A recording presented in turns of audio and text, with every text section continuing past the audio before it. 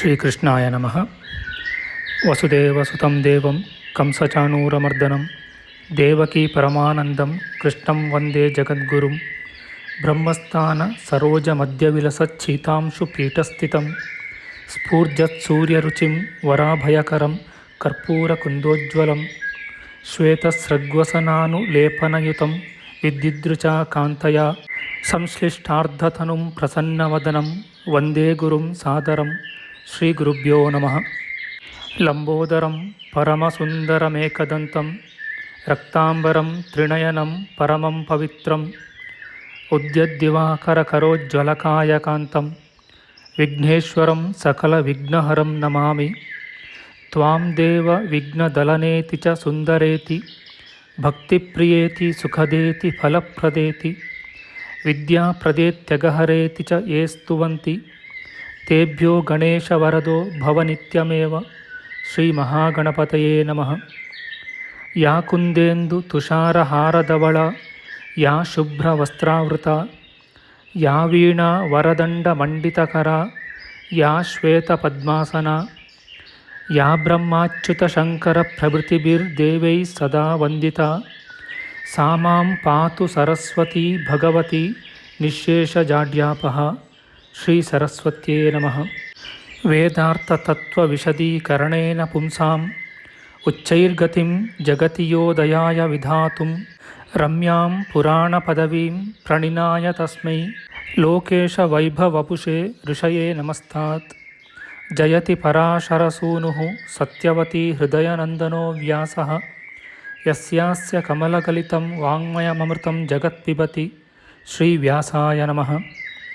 ನಾರಾಯಣಂ ನಮಸ್ಕೃತ್ಯ ನರಂ ಚೈವ ನರೋತ್ತಮಂ ದೇವೀಂ ಸರಸ್ವತೀಂ ವ್ಯಾಸಂ ತತೋ ಜಯಮುದೀರಯೇತ್. ಕನಕರುಚಿದುಕೂಲಃ ಕುಂಡಲೋಲ್ಲಾಸಿಗಲ್ಲಃ ಶಮಿತಭುವನಭಾರಃ ಕೋಪಿ ಲೀಲಾವತಾರಃ ತ್ರಿಭುವನಸುಖಕಾರಿ ಶೇಷಶಾಯೀ ಮುಕುಂದೋ ಪರಿಕಲಿತರಮಾಂಗೋ ಮಂಗಲಂ ನಸ್ತನೋತು.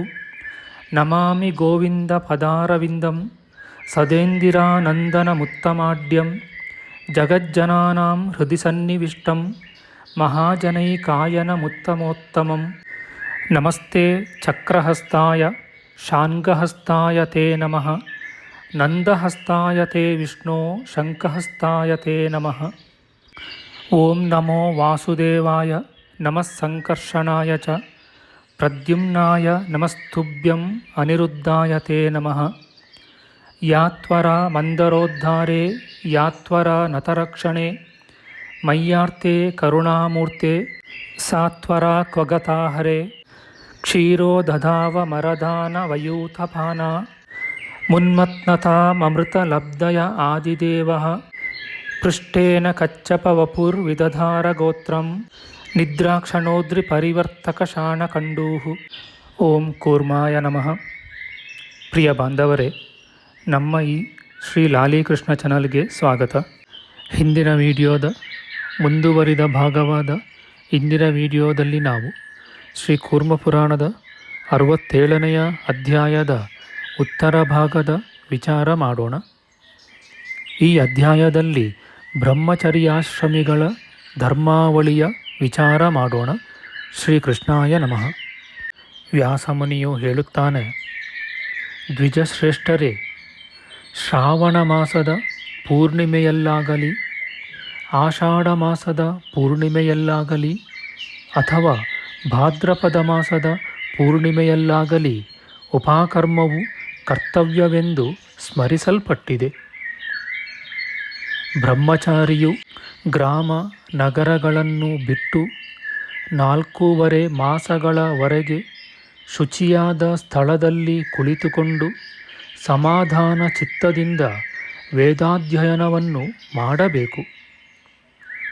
ದ್ವಿಜರೇ, ಪುಷ್ಯ ಮಾಸದಲ್ಲಿ ಅಥವಾ ಮಾಘ ಮಾಸದ ಶುಕ್ಲಪಕ್ಷದಲ್ಲಿ ಮೊದಲನೆಯ ದಿನದ ಪೂರ್ವಾಹ್ನ ಸಮಯದಲ್ಲಿ ಗ್ರಾಮ ನಗರಗಳ ಹೊರಗೆ ವೇದೋತ್ಸರ್ಜನವನ್ನು ಆಚರಿಸಬೇಕು. ದ್ವಿಜರೇ, ತಮ್ಮ ನಕ್ಷತ್ರಗಳಲ್ಲಿ ಛಂದೋ ದೇವತೆಗಳಿಗೆ ತರ್ಪಣವನ್ನು ಮಾಡಬೇಕು. ಮಾನವನು ವೇದಾಂಗ ಪುರಾಣಗಳನ್ನು ಕೃಷ್ಣ ಪಕ್ಷದಲ್ಲಿ ಅಧ್ಯಯನ ಮಾಡಬೇಕು. ಅಧ್ಯಯನ ಮಾಡುವವನು ಮುಂದೆ ಹೇಳುವ ಅನಧ್ಯಾಯ ದಿವಸಗಳನ್ನು ಯಾವಾಗಲೂ ಬಿಡಬೇಕು.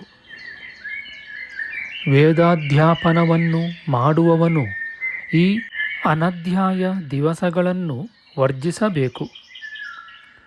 ಶ್ರೋತ್ರೇಂದ್ರಿಯಕ್ಕೆ ಭಾರಿಯಾಗಿ ಶಬ್ದ ಕೇಳಿಸುವಂತೆ ಗಾಳಿ ಬೀಸುವ ರಾತ್ರಿ ಸಮಯ, ಹಗಲು ಧೂಳಿ ರಾಶಿ ಏಳುವ ಸಮಯ, ಮಿಂಚು ಗುಡುಗು ಮಹಾವೃಷ್ಟಿ ಮತ್ತು ಬೆಂಕಿಯ ಕೊಳ್ಳಿಯ ಪತನ ಮುಂತಾದ ಪ್ರಸಂಗಗಳು ಅನಧ್ಯಾಯ ನಿಮಿತ್ತವೆಂದು ಸ್ಮರಿಸಲ್ಪಟ್ಟಿವೆ. ಪ್ರಜಾಪತಿಯು ಇಂತಹ ಸಂದರ್ಭಗಳಲ್ಲಿ ಅಕಾಲಿಕವಾದ ಅನಧ್ಯಾಯವನ್ನು ಹೇಳಿರುವನು. ಹಾಗೂ ಸಿಡಿಲು ಬೀಳುವುದು, ಭೂಕಂಪ ಮತ್ತು ಜ್ಯೋತಿರ್ಮಂಡಲಕ್ಕೆ ಉಪಸರ್ಗ ಮುಂತಾದುವು ಅನಧ್ಯಾಯಕ್ಕೆ ನಿಮಿತ್ತಗಳು. ಹೀಗೆ ಅಧ್ಯಾಯ ಋತು ಸಮಯಗಳಲ್ಲಿಯೂ ಇವುಗಳನ್ನು ಅಕಾಲಿಕ ಅನಧ್ಯಾಯಗಳೆಂದು ತಿಳಿಯಬೇಕು. ಅಗ್ನಿಯನ್ನು ಪ್ರಾದುಷ್ಕರಣ ಮಾಡಿದ ಸಮಯದಲ್ಲಿಯೂ ಮಿಂಚು ಗುಡುಗುಗಳ ಶಬ್ದವಾಗುವ ಸಮಯದಲ್ಲಿಯೂ ಅನಧ್ಯಾಯವೆಂದು ತಿಳಿಯಬೇಕು. ಅಧ್ಯಯನಕ್ಕೆ ವಿಹಿತವಾದ ಋತುವನ್ನು ಬಿಟ್ಟು ಮಿಕ್ಕ ಋತುವಿನಲ್ಲಿ ಜ್ಯೋತಿರ್ದರ್ಶನವಿದ್ದರೂ ಗ್ರಾಮ ನಗರಗಳಲ್ಲಿ ಜ್ಯೋತಿಯಿಂದ ಕೂಡಿದ ನಿತ್ಯವಾದ ಅನಧ್ಯಾಯವೆಂದು ತಿಳಿಯಬೇಕು. ಧರ್ಮಾರ್ಜನದಲ್ಲಿ ಸಮಗ್ರತೆಯನ್ನು ಆಶಿಸುವವರಿಗೆ ಯಾವಾಗಲೂ ದುರ್ಗಂಧವು ಉಂಟಾದ ಸಮಯ, ಗ್ರಾಮದ ಒಳಗೆ ಶವವು ಬಿದ್ದಿರುವ ಸಮಯ ಮತ್ತು ಶೂದ್ರ ಸನ್ನಿಧಿಗಳು ಅಧ್ಯಯನಕ್ಕೆ ವರ್ಜ್ಯವಾದವುಗಳು. ಹಾಗೂ ಭೋಜನ ಮಾಡುವ ಸಮಯ, ಜನಸಂಘವು ಸೇರಿದ ಸ್ಥಳ, ಜಲಾಶಯ, ಮಧ್ಯರಾತ್ರಿ ಮತ್ತು ಮಲಮೂತ್ರ ವಿಸರ್ಜನೆ ಮಾಡುವ ಸಮಯ ಇವುಗಳನ್ನು ಅಧ್ಯಯನಕ್ಕೆ ನಿಷಿದ್ಧವೆಂದು ತಿಳಿಯಬೇಕು. ಮತ್ತು ಉಚ್ಛಿಷ್ಟನು, ಶ್ರಾದ್ದಾನ್ನವನ್ನು ಭುಂಜಿಸಿದವನು ವೇದಗಳನ್ನು ಮನಸ್ಸಿನಲ್ಲಿಯೂ ಚಿಂತಿಸಬಾರದು. ಜ್ಞಾನಿಯಾದ ದ್ವಿಜನು ಏಕೋದಿಷ್ಟ ಪ್ರೇತ ಭೋಜನವನ್ನು ಪ್ರತಿಗ್ರಹ ಮಾಡಿ 3 ದಿನಗಳವರೆಗೆ ವೇದಾಧ್ಯಯನವನ್ನು ಬಿಡಬೇಕು. ಚಂದ್ರನಿಗೆ ರಾಹುಗ್ರಹಣವಾದ ಸಮಯದಲ್ಲಿ 3 ದಿನಗಳವರೆಗೆ ವೇದಗಳನ್ನು ಪಠಿಸಬಾರದು. ಏಕೋದ್ದಿಷ್ಟ ಭೋಜನದ ಸ್ನೇಹ ಲೇಪಗಳು ಭೋಜನಾನಂತರದಲ್ಲಿ ಕೆಲವು ದಿನಗಳು ಮುಂದುವರಿಯುವವು. ಬ್ರಾಹ್ಮಣನ ವಿಸ್ತಾರವಾದ ದೇಹದಲ್ಲಿ ಏಕೋದ್ದಿಷ್ಟ ಭೋಜನದ ಸ್ನೇಹ ಲೇಪಗಳು ಇರುವವರೆಗೆ ವೇದಗಳನ್ನು ಕಲಿಯಬಾರದು.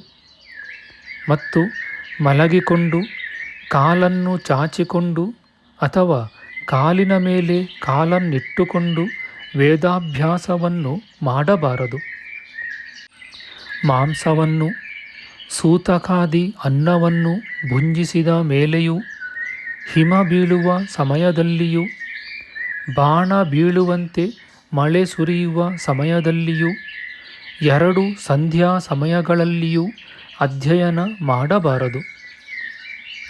ಹಾಗೂ ಅಮಾವಾಸ್ಯೆ, ಚತುರ್ದಶಿ, ಪೂರ್ಣಿಮಾ ಮತ್ತು ಅಷ್ಟಮಿ ತಿಥಿಗಳಲ್ಲಿಯೂ, ಉತ್ಸರ್ಜನ ಉಪಕರ್ಮಗಳ ತ್ರಿರಾತ್ರಗಳಲ್ಲಿಯೂ ಅನಧ್ಯಾಯವು ಸ್ಮರಿಸಲ್ಪಟ್ಟಿದೆ. ಮತ್ತು ತಿಸ್ರೋಷ್ಟಕ ಎಂಬ ತಿಥಿಗಳ 3 ದಿನಗಳಲ್ಲಿಯೂ, ಋತುಗಳ ಅಂತ್ಯದ ರಾತ್ರಿಗಳಲ್ಲಿಯೂ ಅಧ್ಯಯನವು ನಿಷಿದ್ಧವಾಗಿದೆ. ಮಾರ್ಗಶೀರ್ಷ, ಪುಷ್ಯ ಮತ್ತು ಮಾಘ ಮಾಸಗಳಲ್ಲಿ 3 ಅಷ್ಟಕ ತಿಥಿಗಳು ಬರುವವು.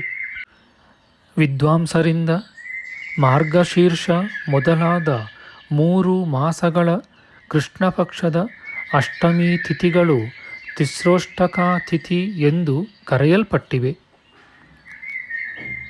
ಶ್ಲೇಷ್ಮಾತಕ, ಶಾಲ್ಮಲಿ ಮತ್ತು ಮಧುಕ ವೃಕ್ಷಗಳ ಛಾಯೆಯಲ್ಲಿ ಯಾವಾಗಲೂ ಅಧ್ಯಯನ ಮಾಡಬಾರದು. ಮತ್ತು ಕೋವಿದಾರ, ಕಪಿತ್ತ ಎಂಬ ವೃಕ್ಷ ಛಾಯೆಯಲ್ಲಿ ಯಾವಾಗಲೂ ಅಧ್ಯಯನ ಮಾಡಬಾರದು.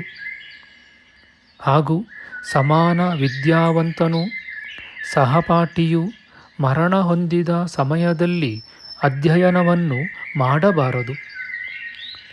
ಮತ್ತು ಆಚಾರ್ಯನು ಮೃತನಾದರೆ 3 ದಿವಸಗಳವರೆಗೆ ಅನಾಧ್ಯಾಯವೆಂದು ಸ್ಮರಿಸಲ್ಪಟ್ಟಿದೆ. ವಿಪ್ರರಿಗೆ ಈ ಅನಧ್ಯಾಯಗಳು ಛಿದ್ರಪ್ರಾಯವೆಂದು ಕೀರ್ತಿಸಲ್ಪಟ್ಟಿವೆ. ಈ ಅನಧ್ಯಾಯಗಳಲ್ಲಿ ರಾಕ್ಷಸರು ಹಿಂಸೆ ಮಾಡುತ್ತಾರೆ. ಆದುದರಿಂದ ಈ ಅನಧ್ಯಾಯಗಳನ್ನು ಬಿಡಬೇಕು. ನಿತ್ಯ ಕರ್ಮಾನುಷ್ಠಾನದಲ್ಲಿಯೂ ಸಂಧ್ಯಾ ವಂದನದಲ್ಲಿಯೂ ಅನಧ್ಯಾಯವು ಇರುವುದಿಲ್ಲ. ಉಪಕರ್ಮ, ಕರ್ಮಾಂಗಹೋಮ ಮಂತ್ರಗಳಲ್ಲಿ ಅನಧ್ಯಾಯ ದೋಷವು ಇರುವುದಿಲ್ಲ.